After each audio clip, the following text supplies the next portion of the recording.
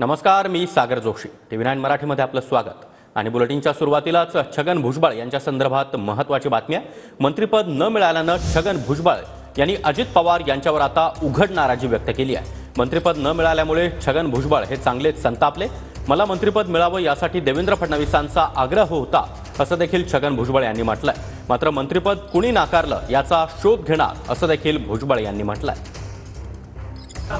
मला जे काय कळलं, मुख्यमंत्र्यांनी माझा प्रवेश मंत्रिमंडळात असावा यासाठी आग्रह धरला होता आणि निश्चित ते मी कन्फर्म करून घेतलं.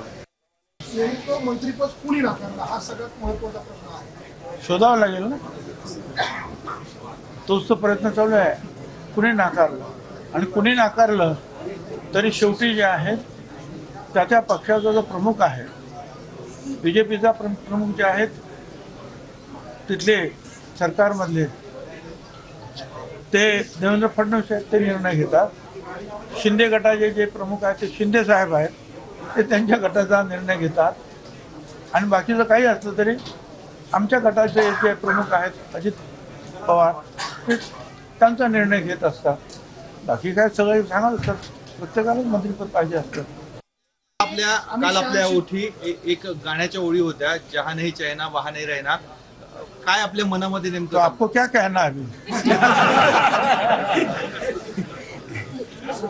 जो सही है तो कह दिया. हो साहेब, और क्या करणार? 4-6 महिन्यापूर्वी त्यावेळेला होय, त्यावेळेला माझं ऐकलं नाही. आणि आता म्हणजे मी काही लहान खेळ नाही का तुमच्या हातातलं? तुम्हाला वाटेल तेव्हा तुम्ही आता वरती, आता बसा खाली, आता निवडणूक लढवा. बरं तेही जाऊ द्या, पण माझ्या मतदारसंघातील लोकांना मी राजीनामा दिल्यानंतर काय वाटेल? आणि मी त्यांना सांगितलं मी नक्की जायला मला जायचं आहे, पण मला थोडे दिवस द्या. माझ्या मतदारसंघामध्ये माझी काही कामं आहे ती पूर्ण करतो, लोकांची समजूत काढू मग जाऊ.